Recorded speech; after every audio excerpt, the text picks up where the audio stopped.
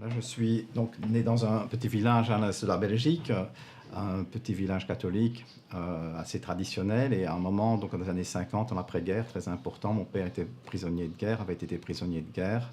Et donc c'était une époque nouvelle qui commençait, une époque heureuse, très heureuse, je pense, de développement économique, de paix surtout. On était voisin de l'Allemagne, tout proche de l'Allemagne.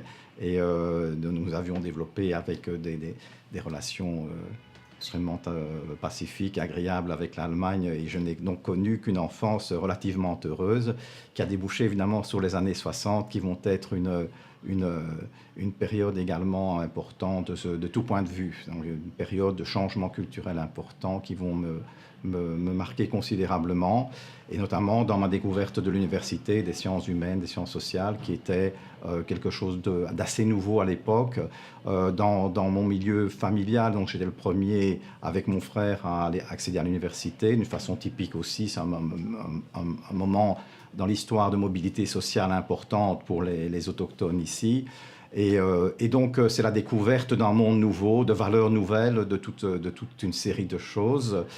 Et donc, j'ai poursuivi des études assez médiocres dans une école assez élitaire, qui préparait aux mathématiques, et aux études d'ingénieur, qui était le nec plus ultra à l'époque en Belgique, ça doit l'être toujours d'ailleurs. Et donc, j'ai découvert un peu un intérêt certainement pour, non seulement pour la vie, le goût des gens, mais aussi pour l'ailleurs, pour le lointain. Et donc, à cette époque, vers le milieu des années 1960, j'ai commencé à fréquenter des personnes qui voyageaient beaucoup et qui ont commencé la route vers l'Inde. Et donc, ça m'a considérablement marqué. Nous avions ce qu'on appelle à l'époque une maison des jeunes et de la culture. C'était aussi nouveau.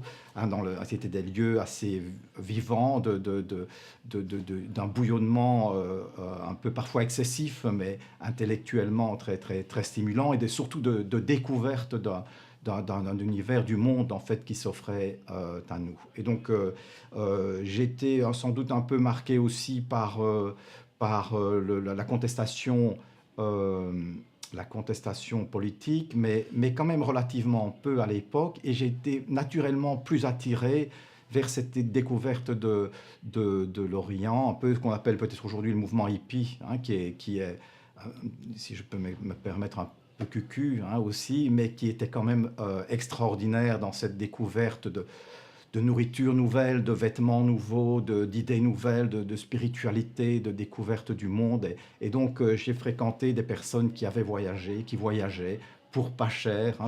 Le routard, c'est l'invention du routard. Et c'est devenu pour moi pas possession, pas à ce point-là, mais en tout cas, développer un goût pour ce voyage qui est devenu un des buts que je voulais atteindre absolument. Donc, à la fin des études secondaires, je suis parti vers l'Inde et le Népal par la route, comme on disait à l'époque. Donc, on partit en autostop jusqu'en Turquie, puis traverser la Turquie, l'Iran, l'Afghanistan. Nous sommes arrivés en Afghanistan, il y avait un coup d'État à Kaboul le jour de notre arrivée. Je me suis fait arrêter par les militaires parce que je prenais des photos avec un Instamatic Kodak, donc un tout petit appareil. Et puis donc l'Inde que nous trouvions absolument abominable, qui était resté quand même très authentique. Et donc nous étions vraiment dans un monde dur et qui ne correspondait pas à nos attentes. Alors que partout ailleurs, en fait, d'Istanbul, Kaboul, Katmandou avait reproduit en fait ce que nous rejetions, c'est-à-dire des mondes qui nous ressemblaient, hein, des quartiers qui étaient avec de la musique qui nous plaisait, de la nourriture qui nous plaisait, et que l'Inde était restée quand même très très authentique, et elle n'avait pas succombé à cela, par peut-être à Goa, mais je n'y étais pas allé. Donc c'était un monde très très dur. Donc au Népal, je suis arrivé au Népal, et donc cela a changé quand même assez considérablement. Ce voyage a considérablement changé, je pense, ma vie et mon goût, hein, pour d'autres. En même temps, un goût qui était un peu teinté d'une certaine, je ne dirais pas dire jusque haine, mais quand même de dégoût pour l'Inde.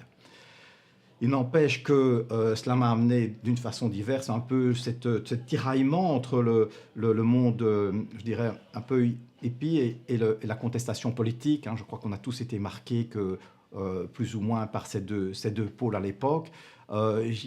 C'était un peu un dilemme, hein, on passait un peu de l'un à l'autre, et c'était pourtant assez imperméable finalement. C'était pas du tout la même chose, hein. Il y avait un goût pour la religion d'un côté et un anticléricalisme de l'autre, un goût pour la violence d'un côté, une non-violence de l'autre, une découverte de la tradition d'un côté, une tradition plus révolutionnaire de l'autre. Donc c'était une perspective, disons, plus révolutionnaire de l'autre. C'était assez contradictoire en fait, hein. Pourtant, nous allions un peu de l'un à l'autre. Et donc en commençant des études de sociologie à Louvain, j'aurais voulu faire des lettres, plutôt ce qu'on appelait les romanes, donc la littérature qui m'a toujours intéressé aussi.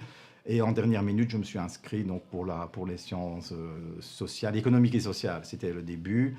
Donc nous avions 2 années qui étaient communes aux sciences économiques et aux sciences sociologie et sciences sociales en général. Et donc il fallait choisir. Et donc c'est après ce voyage que je me suis intéressé un peu à l'anthropologie, à travers Marcel Mauss, je pense sans doute, et Claude Lévi-Strauss, évidemment, hein, qui était le structuralisme. C'était une magnifique épopée, c'était une épopée romanesque, hein. Je trouve que, par exemple, François Doss, dans l'histoire du structuralisme, a bien montré ce caractère excitant, hein. On se baladait avec l'anthropologie structurale en dessous du bras, on en discutait dans les cafés, savoir si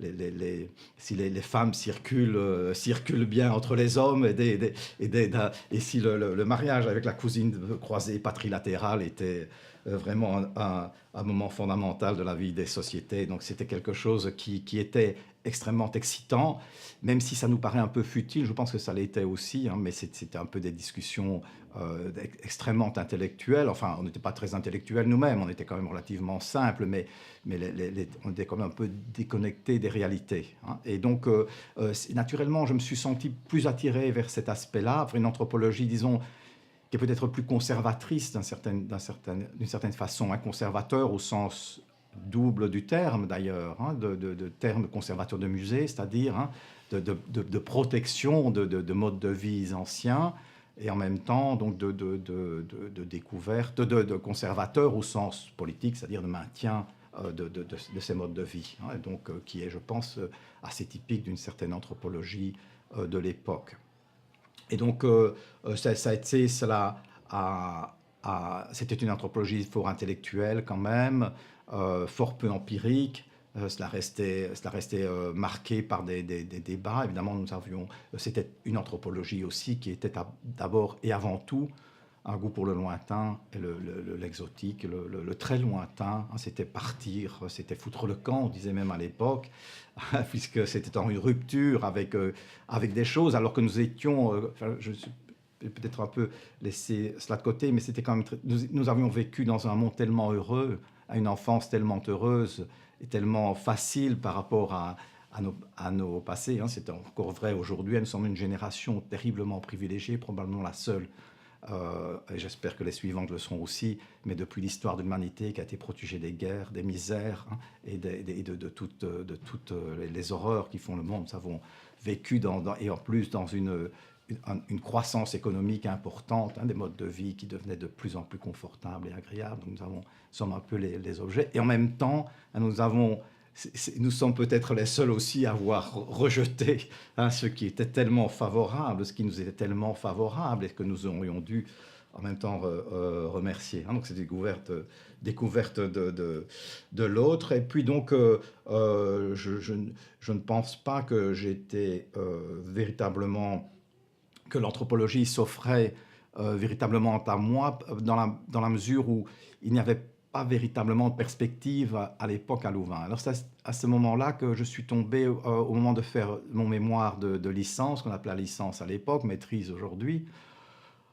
J'ai été intégré dans une équipe de recherche du Centre de sociologie des religions et qui avait une bourse pour faire un mémoire en Inde centrale, donc parmi les tribus de l'Inde centrale.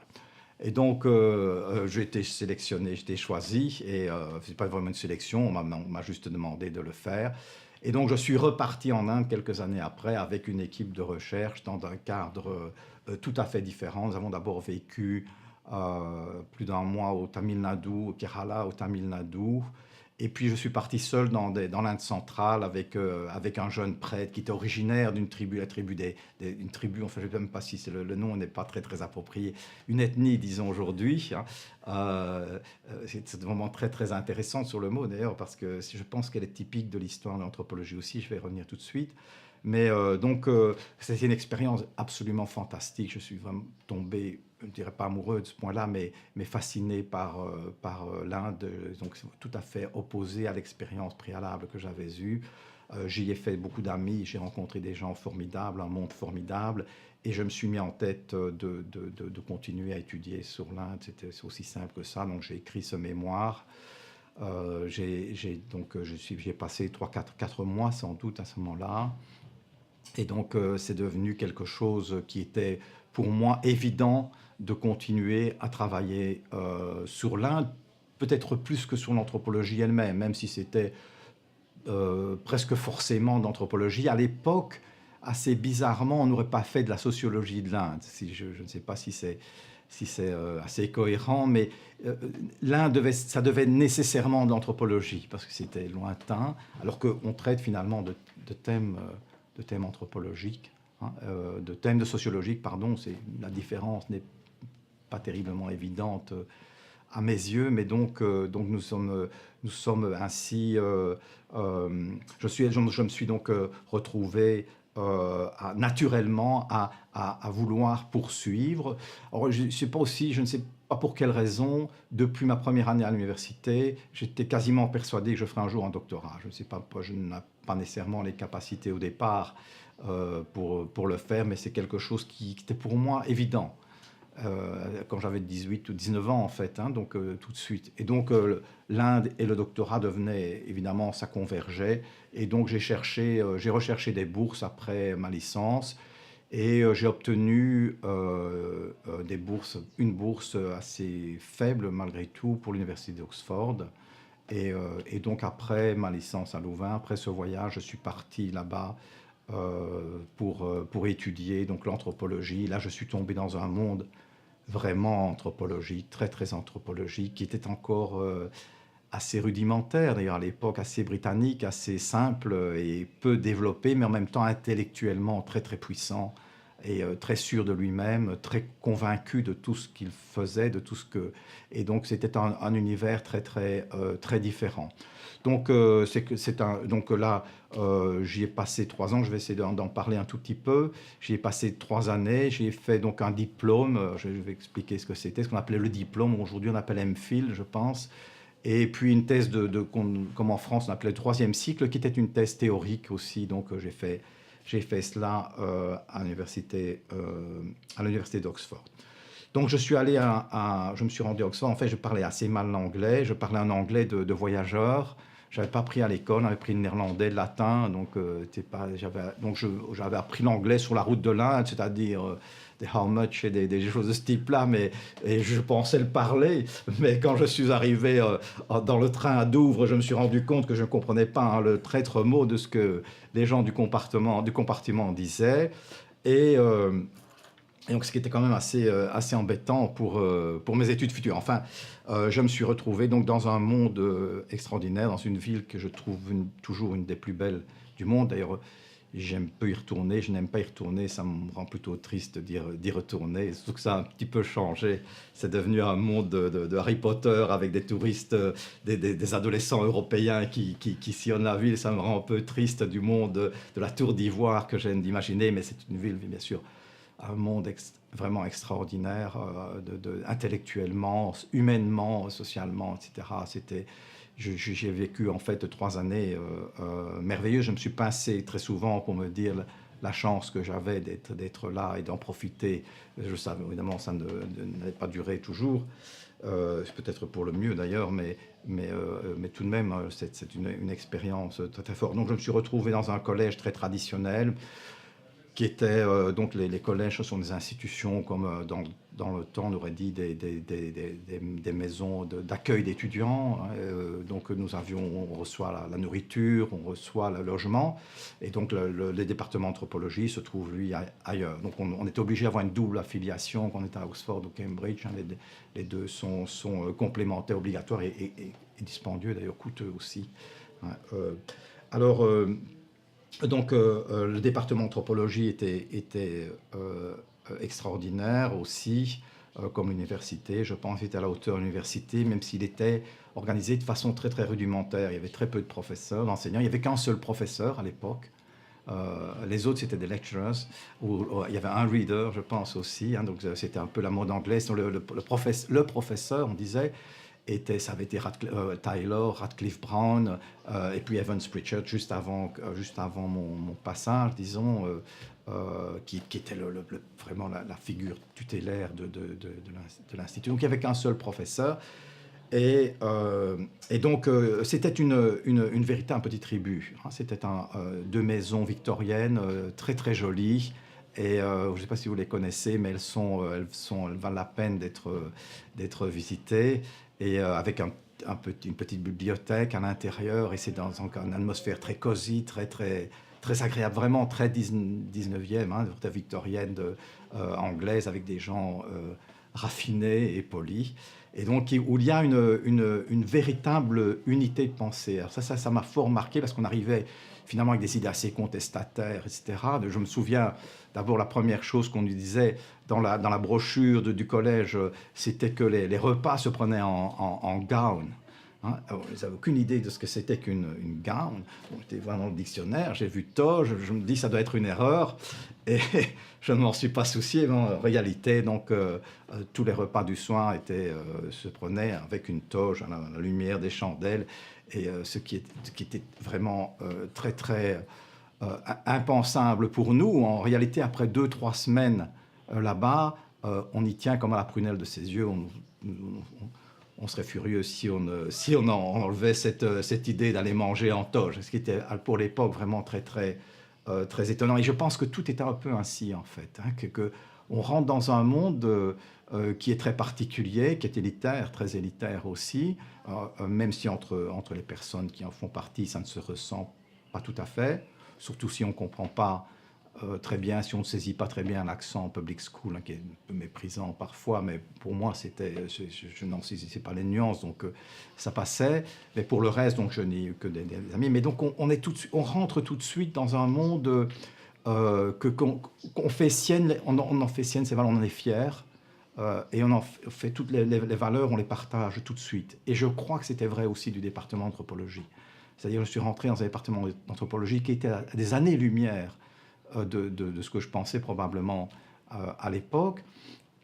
En plus, où on vous laissait une totale liberté de penser, une très très grande liberté, et en même temps, on acquérait toutes les valeurs, on se sentait vraiment pris comme dans un moule en réalité. C'était étonnant, donc ce contraste entre une formation qui est acceptée, c'est plus qu'une formation, c'est vraiment une empreinte, mais qui est acceptée, que l'on assume soi-même. Et en même temps, on sent qu'on est pris dans ce monde. Donc, je vais venir tout de suite aux valeurs de l'anthropologie. C'était la valeur de l'anthropologie. L'anthropologie était une discipline qui était nettement supérieure aux autres et qui était la meilleure manière d'appréhender le monde, de connaître le monde, de connaître les populations lointaines auxquelles nous aspirions, hein.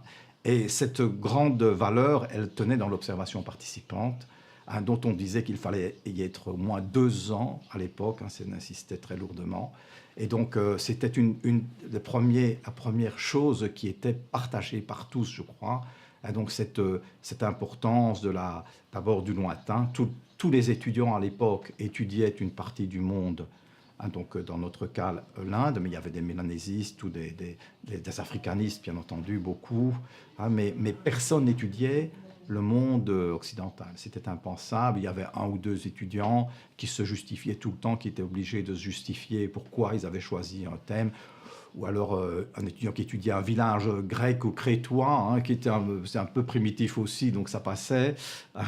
mais pour le reste, donc nous avions tous une étiquette, en fait, nous étions tous estampillés, pour ma part, donc Inde, avec un tuteur qui était aussi indianiste. Hein. Donc je vais rendre compte ça tout de suite, mais donc c'était certainement une des valeurs très importantes que nous partagions.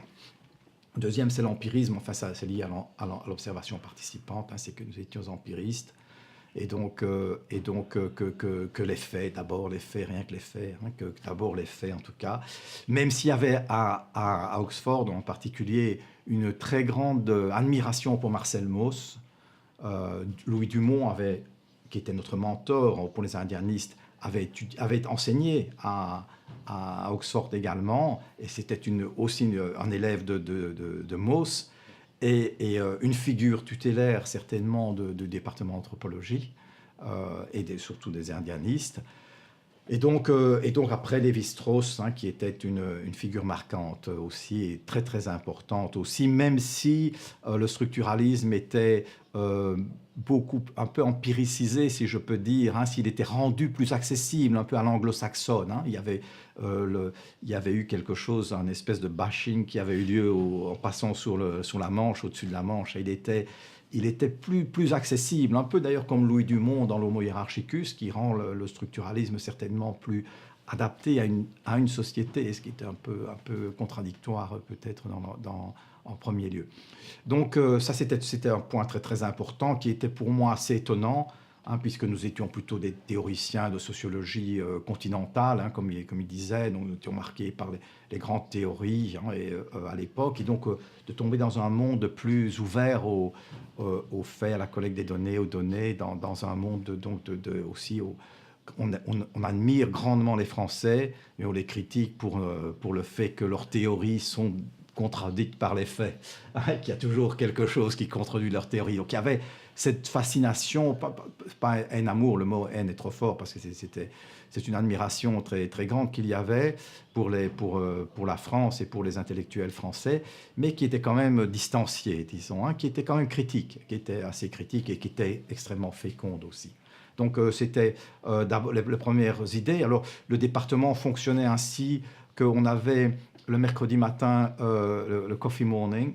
Donc tous les membres du département, les doctorants, les enseignants, les étudiants donc de deuxième cycle comme moi, nous buvons le café dans la cave, dans une salle où il y avait des photos d'ailleurs de tous les anciens enseignants, Radcliffe Brown au mur, Evans Pritchard en short africain avec le chapeau, etc. Donc entouré d'indigènes qui faisaient des saluts militaires, une photo magnifique qu'on retrouve un peu aujourd'hui. Et donc c'était un moment formidable. Alors c'était en anglais, c'était obligatoire entre guillemets. Et ça n'était bien sûr pas, mais c'était moralement souhaité. Voilà, c'était plutôt moralement souhaité d'y participer. Et c'était aussi très fécond, très agréable, parce qu'on apprenait à connaître tout le monde. Alors, deuxième moment, c'était le séminaire du vendredi après-midi. Donc le vendredi à 4 heures, il y avait un séminaire, donc on invitait une personnalité extérieure. Là aussi, tout le département était là. C'était un peu 2 pièces en L comme ça, et on ne se voyait pas. C'était assez étrange. Et alors il y avait 1 heure de présentation. Si je me souviens bien, ou c'est 4h30, je ne sais pas, parce que ça doit correspondre à quelque chose de précis. C'est-à-dire qu'il y avait 1 heure, je pense, de présentation. Il y avait une demi-heure de questions. Et puis, c'était l'heure d'ouverture des pubs, et donc tout le monde partait au pub. C'est à 6 heures, les pubs ouvraient, donc tout le monde partait au pub. Donc c'était aussi quelque chose de très important à la fin de la semaine, où tout le monde partageait un certain nombre de choses, donc qui étaient, je pense, aussi qui nous menait dans un univers nouveau, je pense, intellectuellement fécond. Donc, quand je me suis retrouvé, Evans Pritchard était décédé, mais son ombre ou son esprit était encore régnait encore très fortement sur le département. Il n'était pas question de le critiquer. Non pas qu'on n'en avait pas le droit, mais encore une fois, c'était intégré, chacun l'admirait et voulait aller dans le sens de ses travaux, surtout de ses travaux empiriques d'ailleurs.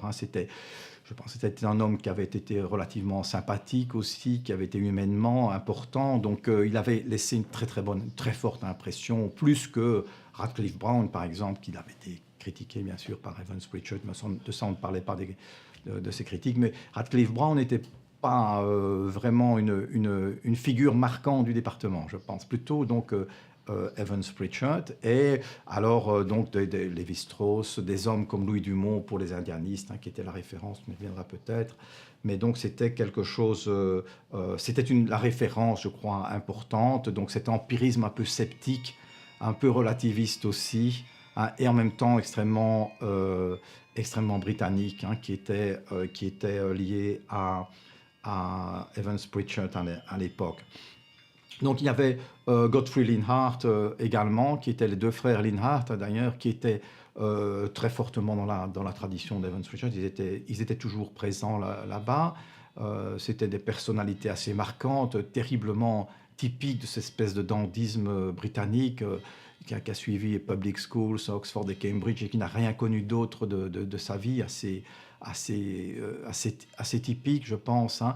Et le professeur était devenu Rodney Needham. Rodney Needham, qui était une personnalité très importante, intéressante, très féconde, très critique, un peu paranoïaque, mais qui s'était disputé avec certains membres du département, si bien que le professeur n'avait plus le droit de mettre un pied dans le département. Tout cela était assez caché. Nous, comme étudiants, nous le savions, nous le savions, mais nous en ignorions les causes. Et donc, ça nous paraissait, nous devions nous rendre dans le collège de Rodney Needham à All Souls pour assister à ces séminaires. Et donc, lui-même n'en parlait peu. Je pense que c'était extrêmement dommageable, surtout que c'était une figure assez féconde, assez importante de l'anthropologie, sans doute de cette anthropologie, mais donc une figure très particulière aussi. Donc c'est une pensée qui a été gâchée, je crois, un homme d'une intelligence exceptionnelle, mais qui a consacré sa vie finalement à dire du mal des personnes avec lesquelles il s'était disputé. D'abord Radcliffe Brown, il s'est disputé dans un pub au King's Arms d'Oxford sur un caractère chinois qui a été tracé dans la bière, dans les traces de bière sur une table. Et Radcliffe Brown l'a contredit, il lui a tourné le dos. Il a passé le restant de sa vie à écrire contre Radcliffe Brown sans plus jamais le citer. Et plus tard, il a écrit pas mal pour défendre Lévi-Strauss. Et Lévi-Strauss a écrit dans la préface à propos du livre ce livre sur lequel je préfère ne pas me prononcer, une phrase tout à fait anodine.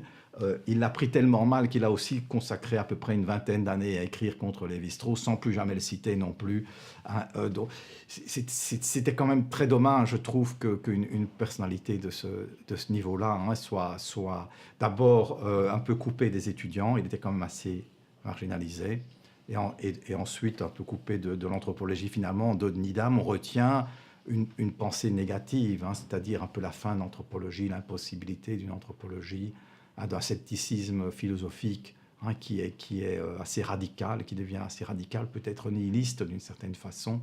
Je trouve un peu dommage, surtout que c'était un homme de valeur, je pense, un homme de ces valeurs britanniques et anglaises, aussi de classe supérieure anglaise. Il faut dire qu'il ne s'appelait pas Needham d'ailleurs. Hein. Je ne me rappelle plus de son vrai Brown, je pense, je ne sais plus quel est son nom. Enfin, il avait un autre nom, mais il s'est disputé avec son père et il a pris le nom de sa mère également pour marquer, pour dire combien ça a marqué sa vie. Enfin, on ne peut pas en dire davantage ici, sinon j'espère en laisser quand même une image positive d'une pensée malheureusement un peu gâchée hein, de ce type. Donc de Rodney Needham, nous savions relativement peu, de contact.